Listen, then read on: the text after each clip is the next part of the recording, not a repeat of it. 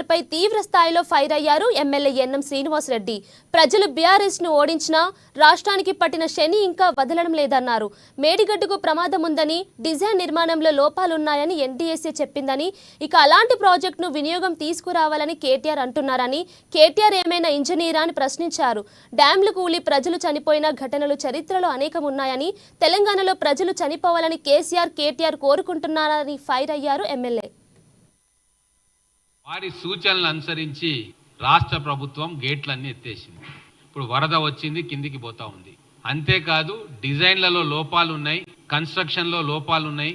ఎట్లా దీన్ని సంరక్షించుకోవచ్చో ఇంకా మనకు రిపోర్టు రావాలి అని చెప్పి వాళ్ళు ఇన్వెస్టిగేషన్ చేస్తా ఉన్నారు. అలాగే అన్నారం సుందిల్ల కూడా ఇదే కోవకు చెందింది, అక్కడ కూడా స్టోరేజ్ చేయకూడదు అని చెప్పిన తర్వాత వారి ఆదేశాన్ని అనుసరించి రాష్ట్రం అన్ని గేట్లు, ఈ 3 బ్యారేజ్ల గేట్లు ఎత్తిపెట్టి వరద వచ్చింది, నీళ్లు కిందికి పోతా ఉన్నాయి. ఇదంతా తెలిసి కూడా కేటీఆర్ మళ్ళా ఈ రోజు కాళేశ్వరం ప్రాజెక్ట్ దగ్గరికి పోయి రాజకీయం చేయాలని చూసి అసహ్యించుకుంటున్నారు తెలంగాణ ప్రజలు.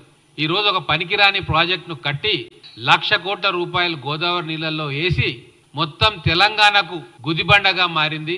తెలంగాణ భవిష్యత్ తరాలు అప్పుల్లో మునిగేటట్టుగా చేసింది కాళేశ్వరం ప్రాజెక్టు. కేసీఆర్ రీడిజైన్ వల్ల ఇంత నగ్నంగా వాళ్ళ దుశ్చర్యలు బయటపడుతున్నా తమ ఉనికి కోసం మళ్ళా రాజకీయం చేసే ప్రయత్నం కేటీఆర్ చేస్తాం. అయ్యా కేటీఆర్ గారు, మీరు ఏం చదువుకున్నారు? మీరేమైనా ఇంజనీరా? కనీస అవగాహన డ్యాంల మీద మీకున్నదా? కేంద్ర సంస్థ దేశంలో డ్యామ్ సేఫ్టీ గురించి ఎన్నో సంవత్సరాలుగా కృషి చేస్తూ, రీసెర్చ్ చేస్తూ, సలహాలు ఇస్తున్న ఒక నేషనల్ ఏజెన్సీ చెప్పిన తర్వాత కూడా నీ మిడిమిడి జ్ఞానంతో ఎందుకు ప్రజల్లో అపోహ సృష్టించే ప్రయత్నం చేస్తా ఉన్నావు? నువ్వు ఎట్లాగూ తెలివి లేదు, కొన్ని చూసుకొని నేర్చుకో, తెలుసుకో.